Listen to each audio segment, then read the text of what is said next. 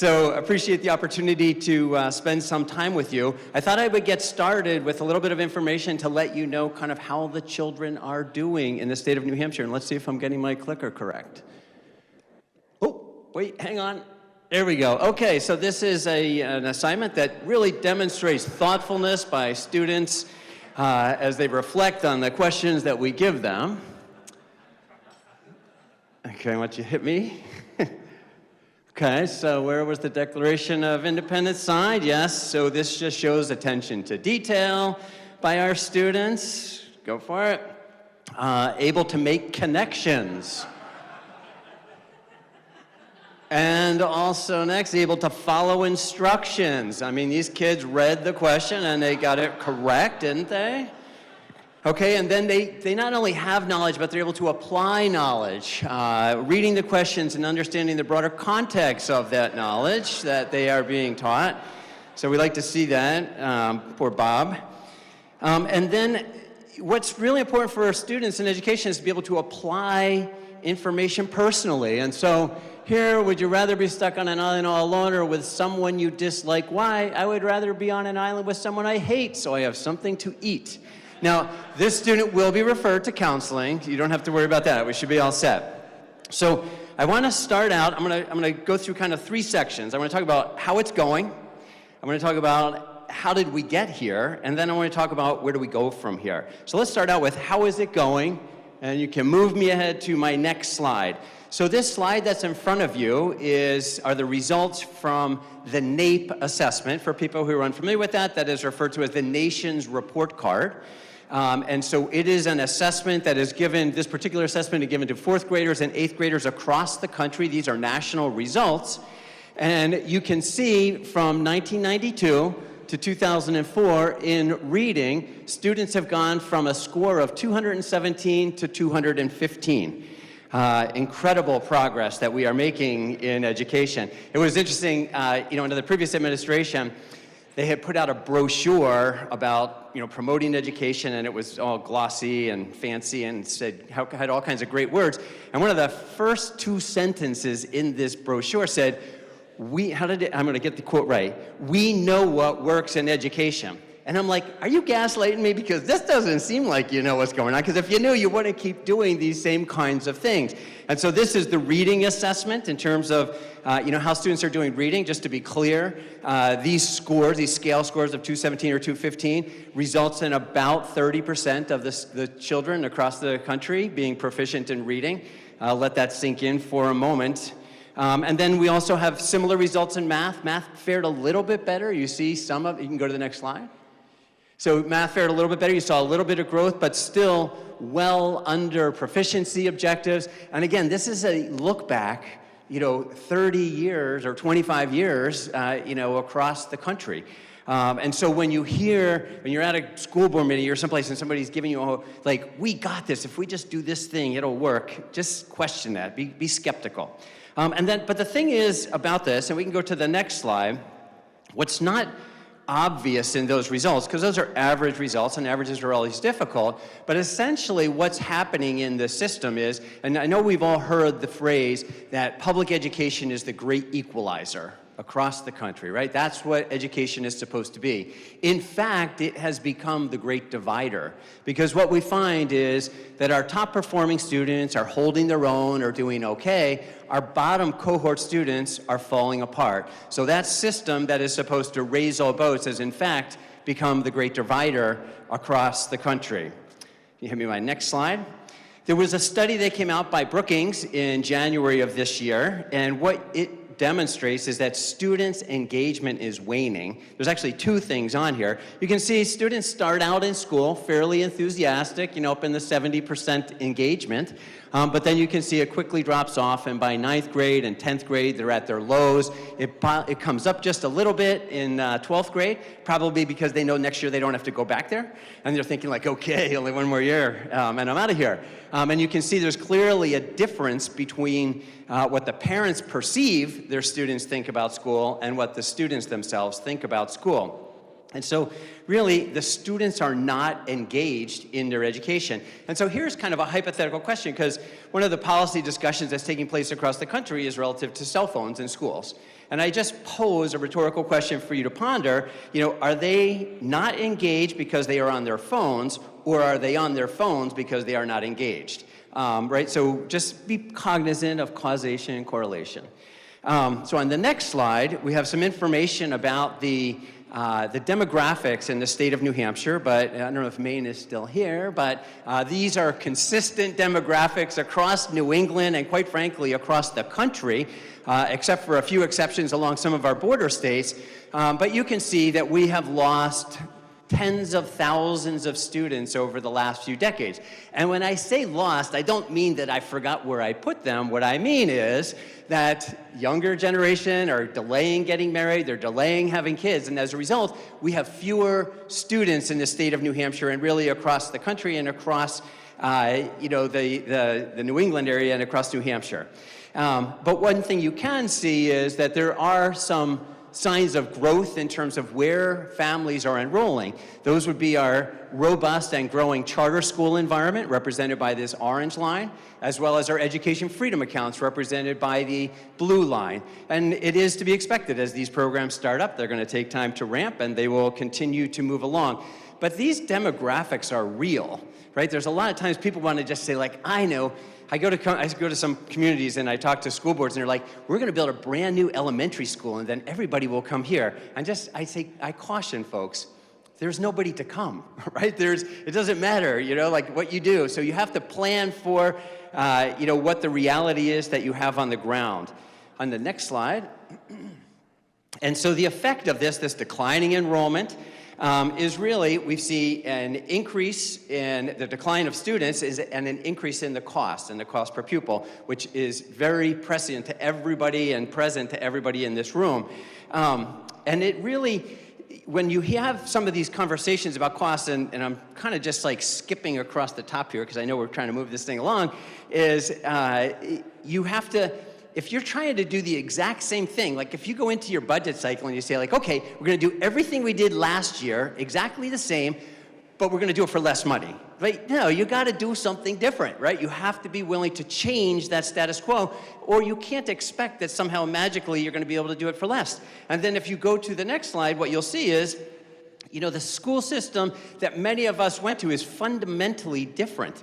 And what you see on this slide is that red line is the astronomical growth in the number of administrators, and the yellow line are principals in our school system compared to the students and the educators. So if you were to walk into a school today and you haven't been in there in a while, you may not recognize it because there will be more people who are not teaching students than are teaching students in the institution that is supposed to be educating students. So you flip over to the next slide there. It becomes very top-heavy and bureaucratic. And so now let me talk a little bit about history, about how we got here. And you can go to the next slide, and I'm going to start with some information about New Hampshire. And so there was a movement that started in about the 1930s and lasted through to about the 1980s, 1990s. It's referred to as the school consolidation movement. And the promise of school consolidation, and I bring this up because even today I hear people talking about consolidation, but the promise of school consolidation was, we said, we're going to get, by professionalizing education, by putting in professional managers. And keep in mind, this is back in that era when IBM was, and the management organizational structure science was evolving. They said, what we're going to get is we're going to get better outcomes at a lower cost, was what the promise was. And you can see what that resulted in the state of New Hampshire. So if you go back in 1870, New Hampshire had 70,000 students. We had 2,600 schools at the time, very local school system. By 1940, we had 87,000 students, and we were down to 2,000. By 1960, I had 144,000 students, and I was at 600. Today, I got 160,000 students, I got 500 schools. That is the effect of consolidation. The promise was that I would get better outcomes at a lower cost. Good thesis, right? It's not a bad thesis, but if you look back on 100 years or 90 years of effort and you didn't get the results, you ought to question, like, okay, it was a good idea, it didn't work, let's move ahead, let's try and do something different. So that is part of how we got here. So on the next slide, I want to talk as well about really efforts to reform the educational system. I like to start my history in 1964 with the Equality of Education and Opportunity Committee, which resulted in the Coleman Report. This was 10 years after Brown v. Board of Education, and the black kids were still underperforming. And everybody said, how can that be? We desegregated schools. We don't understand. So Coleman came up with some recommendations, and in a good bureaucratic way, that report ended up on a shelf someplace, and it's 787 pages, by the way. I've read it, and is collecting dust, in the archives, and not much of it got implemented. But then we get to 1965, coming out of that Coleman report. President Johnson gave us the Elementary and Secondary Education Act in his War on Poverty. And this was the first time we started to put substantial federal dollars into public education with the premise, again, another good premise, that said if individuals are educated, they won't be poor. And so, good thesis, right? But here we are, 50 plus years later. How'd that work out? Are there any poor people in America anymore? Maybe they're all gone now because we've dumped so many millions of dollars. But a good thesis. But the effort to reform education did not end there. In 1979, it's very obvious to everybody now because of all the conversation, but President Carter gave us the U.S. Department of Education. In 1983, President Reagan gave us the A Nation at Risk report. And the money line out of this report relative to the education system, that if a foreign nation had imposed this education system on America, we would consider it an act of war. But not to be outdone, his vice president, then president, George H.W. Bush, gave us the National Education Summit. And that summit, this report, all the experts got together and they said, we're going to do this in education. And if we do this, then by 2000, every student will be proficient in math and English and science, right? But not to be outdone, not that much later in 1980, no, that was 89, 2001, President George W. Bush gave us the No Child Left Behind Act. And that said that by 2014, every student would be proficient in math and English and science. And not to be outdone, because this very much is a bipartisan effort, in 2015, President Obama gave us the Every Student Succeeds Act that said in the next 10 years, every student will be proficient in math and English and science. How am I doing over there? Oh, I'm going to be way ahead. I'm saving you time. Okay, so when you look at this, you can see that there have been a lot of experts working on this problem for a very long time.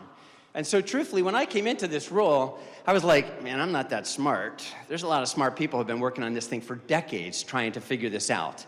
And when I began to look at these efforts, what I saw was that they were all what I refer to as do verbs. If the schools will just do this, then they will get a better outcome, and all the kids will be proficient in math and English and science. And each of these efforts was a different do, but they were all, if the school will just do this or just do that. And so my thesis that I'm going to talk about a little bit today about how we need to go forward is really about changing the verb from a do verb to a be verb in terms of who we are as an education system and as a society that is looking at education. And so my next slide talks to me about where do we go from here? And this is kind of the roadmap forward, I think, in some respects. Let me lay a little bit of groundwork for you. You can keep coming to the next one.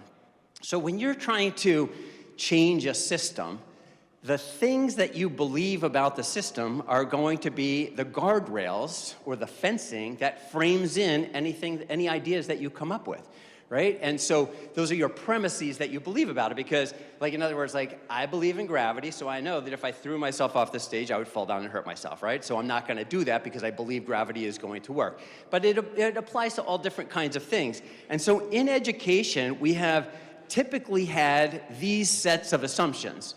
Or premises, that students learn in schools, and it's true. I mean, students can learn in schools, but if that's your premise, that students learn in schools, and that's all you get, then that's going to frame you in. And the other is that teachers are needed for learning. And it is true that when you have teachers, you can learn. But I would suggest that those two premises, because they have become so rigid, have controlled all of those decades of efforts to reform education. Because anytime somebody came up with all those other reports said, here's what we're going to do, they were all constrained within these two premises that says, well, first of all, we'll start with school, because you got to have school to learn. Can't learn if you're not in school, right? And if you're in school, you got to have a teacher, and you can't learn without a teacher. Now, it is true, just to be clear what I'm saying, you can learn in school, and you can learn with teachers, but if you think that that is the only way that you learn, then you are limiting your ability to come up with different approaches to allow students to succeed. So I had developed some new premises relative to education, and I basically describe it as that students are inherently curious learners, right? This is who they are. And again, my premises could be wrong, just like the other premises could be wrong, but I would offer as some evidence that students are inherently curious learners. If you don't believe that, leave a 3-year-old alone in the kitchen for an hour, right? Okay, like they are not gonna just sit there. They're gonna be, they're curious, right? They're gonna be pulling on things, opening stuff up. If you don't believe that students are inherently curious learners, drop 3 teenagers off on a street corner in Manchester and say, I'll be back in 4 hours. Don't tell them what to do, right? Immediately when you drive away, they're gonna be looking around. They're gonna be exploring that area, trying to say like, what's up here, right? And that is how we need to approach these. That is the humanity of who our learners are that are in front of us, not telling them like, don't do this, constrain this, rigidity about this. So that's my first premise. And my second premise is that learning is not limited from 7:30 to 2:30 in a specific place. It's almost, when I hear that some people say like, well, you have to learn in school, I'm like, do you know how much kids are learning outside of school? When they leave that building, that's when that brain turns on like, oh, score, I'm gonna go do some things with my friends, I'm gonna go learn some stuff. And so part of this, there's a study that I've referenced up here. It is and again, it's just one study, but it is, I throw this out there to just kind of put in context kind of my thinking and where we kind of are going here in the state. But the kind of the money line about this, and it kind of got blotted out with that yellow. That was not a redaction. That was actually, can you guys see that? Yeah, you can't see it. It was actually a highlight. But the money line out of there says, only about 10% of school achievement can be attributed to schools and teachers, while the remaining 90% is due to characteristics associated with learners, very consistent with the information from the Coleman report, by the way, back in 1964. And teachers account for between 1% to 7% of a student's learning. And yet, we put so much effort on that one little slice, right? Like, let's say that we get those teachers optimized at 100% efficiency. Let's say we get them to 150% efficiency. We're still leaving a big chunk of opportunity on the table. So we have to question ourselves, if we come to this thing with the premises that says you got to have school and you got to have teachers, and yet we're only able to tinker with 1% to 7% of the inflection as a result of that, maybe we're not actually designing a system that is for the learners that we're trying to actually support. So go to the next slide. And so the thesis that I have had all along is, again, I'm not as smart as all those people that for decades were working on this do verb, like, oh, if the schools will do this, they'll do that, they'll do that. In fact, I would tell you that even if I knew what the schools needed to do today in order to be successful, in order to cause students to learn, I can guarantee you I don't know what they need in 10 years. I don't know what they need in 20 years. I don't know what they need in 30 years. And what we do know is that the dynamics are going to change. They've been changing, and they're going to continue to change. So when I say we don't need a do verb, we need a be verb, is what we need is to embed into the system and bake into the system a dynamism, a flexibility, the ability to change. And I think a popular theme here at the Liberty Forum would be market principles, right? Like, basically, we need to allow the market to adapt to solve the problem of what an education system should be today, what it should be in 10 years, what it should be in 20 years. Because I don't have the answer, but I know that the answer can be discovered. And so this is what we've done. And so essentially what we have been doing here in the state of New Hampshire over the last 8 years is creating a program that focuses on that 90 to 98%, focuses with premises that students are inherently curious learning machines, and that learning is not limited from 7:30 to 2:30 inside of a specific location. And that is what has generated programs like our robust charter school program, our Learn Everywhere program, my favorite, learning pods, work as learning, CTE access, tutoring, flexible schools, open enrollment schools, innovation schools, education freedom accounts. All of these are options that we have brought into New Hampshire, not with the goal of saying that there's one system is better and another system is not good, but recognizing that what we need to embed into our system is a flexibility, is a dynamism that allows students to find pathways for educational success on a go-forward basis. And so that's what we've been focused on, and there's a lot of opportunity in education.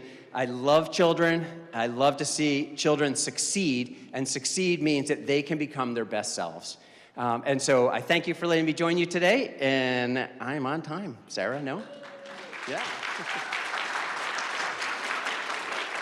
So on your slide where you showed the number of students, some in district public schools, chartered, and on that, it seemed to show on the right-hand side that there's approximately the same number in district public schools, chartered schools, and EFA, and that seems implausible. Am I interpreting it incorrectly? Yeah, so sorry, it was a little bit of a complicated graph. There were two axes because the scales are so different, so there was a right axis and a left axis, and so I apologize that it was difficult to represent that data, because there's some are small numbers and some are big numbers, and the small numbers would just disappear if I didn't share two axes there. Oh, no, not Jody. No. I have a very simple question. I want a copy of your slides. Okay. Thank you.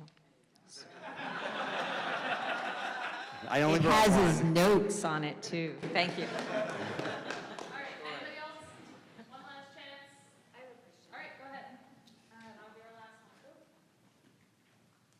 last one. One of the slides it showed. Can you just introduce yourself real quick for Oh everybody? yes, Caroline McCoy. Hi. Hi. One of the slides it showed like a very small percent, under 10%, the learning that was happening The effect of in teachers. schools. Yeah. Yeah.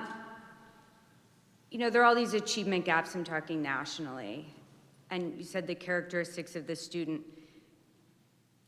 Like, besides learning in other places, is there sort of a recognition that some gaps are not achievable? Because I know that's become like a very common thing on the right, particularly online lately, a discussion about like what gaps are achievable, like what certain gaps are actually achievable within the public school system, and how much has to do with like parental education and all those other benefits. Yeah, so I'm going to try. So that's a big question, and I'll try to answer it. But essentially what I'm saying there is that there are a lot of factors that go into a student's success, and it's not, like I like to describe it this way. We have built this linear learning system, right? That's just, you start in kindergarten, and based upon the day that you were born, which you had nothing to do with, plus or minus 180 days, they tell you what you're supposed to be learning. So that is this linear learning system that we have built. And the problem is that learning science is not linear. In fact, all of the learning science will tell you that learning is a very jagged thing. The example I like to use for people who have heard this before is, if you go home, if you have children and you go home and you open up the closet, you got those little growth marks on the inside of your closet where your kids were growing. And sometimes the lines are close together, and sometimes the lines are far apart because they have a growth spurt, right? That's how learning happens as well. The difficulty is we've built this linear learning system that says, not only does every child have to learn in a linear way, or no, each child learn in a linear way, but every child has to learn in the same linear way. So the system itself is kind of, designed in an anti-human way. Like, that's not what humanity looks like. And so my question is, how do we design a system that's more human? Because then I don't know if I'm understanding your question correctly, but you're talking about gaps. It's only a gap because somebody said, because you were born in 2008 on September 30th, that this is what you should be learning on February 2nd, 2025, which is just a ridiculous premise. And so it's a gap to that, but that doesn't reflect the individual learner. It reflects what somebody said that child who had no say in when he was born is supposed to be learning on that day. And so what I'm trying to say is we need a system that actually allows children to be children and children to grow. I don't know if that helps you or not.